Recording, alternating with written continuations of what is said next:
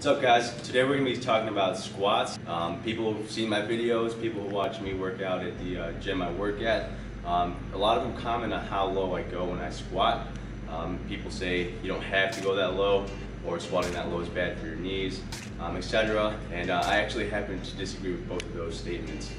The reason I squat that low is actually because I started doing those Olympic lifts, power cleans, hand cleans, jerks, stuff like that. And a lot of times, especially when we go a lot heavier, we have to catch all the way down here. I want to get good at coming out of the hole, all the way from the bottom of the squat position, coming all the way back up. So that's why I squat that low. The second thing I'm going to talk about is how I'm actually able to do it. And it's actually a couple really important factors that I'm concentrating on. The first one is your thoracic spine, the mid part of your spine, which I talk about a lot. I do a lot of that foam rolling. I want to make sure that my back is nice and extended, not overextended, but I want to be upright. I don't want my back hunched over while I'm squatting. That's a terrible position. You can really hurt your back, and I actually have hurt my back previously because of that. The second area I'm focusing on is my hip complex. So hip flexors, glutes, the hips, this whole area, focusing on the mobility in there. So if this is tight, I'm not going to really be able to go low without my butt kind of rounding under my body. Once again, putting me in that kyphosis, that rounded forward back. And the last area, which most people tend to kind of neglect even thinking about, is your ankles. So if you don't have the proper ankle mobility, you also will not be able to squat all the way down without your butt rounding forward. So if you notice, I have a lot of flexion in my ankle at the bottom of the squat, that my knee actually pushes forward, which most people say that's bad for you too. I would disagree.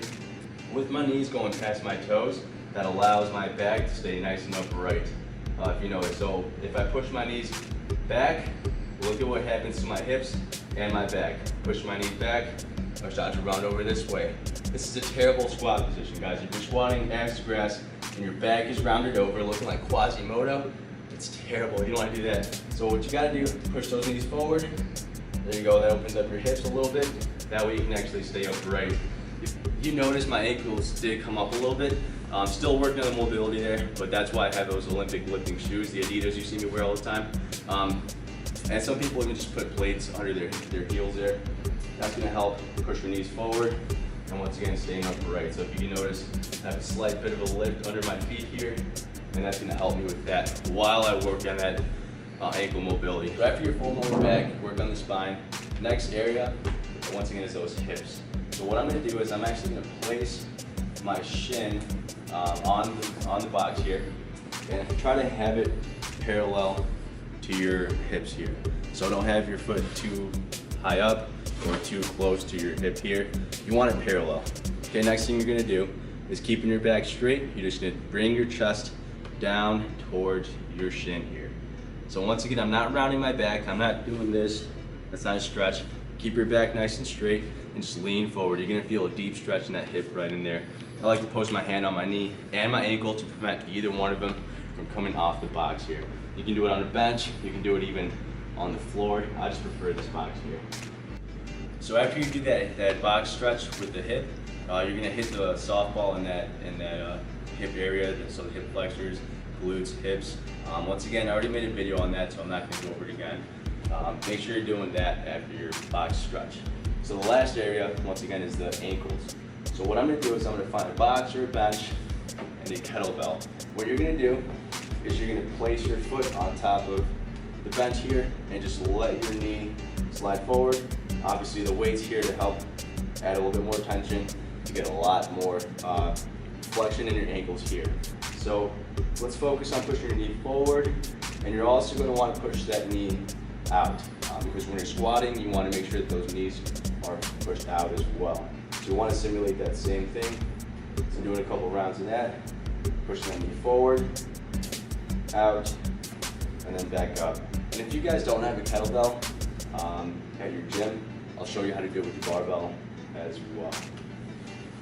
Okay, so if you don't have a kettlebell at your gym, you can also do the same stretch with the barbell here. And start in that deep squat position, focusing on pushing your knees forward once again. So I just hang around here for maybe 30 seconds. After that, I'm gonna place the barbell just on one knee and really pushing down on it, But try not to collapse your chest. Once again, you want to be in that upright position, practicing your good squat form as well. So placing a lot of tension in here. Once again, knees forward, out, and then back. Forward, out, back. Do a couple rounds of that. I would say stay with one knee for 2 minutes, and then switch to the other side for 2 more minutes as well. So once again, forward, out, and then back. And then you guys are ready to squat. Good.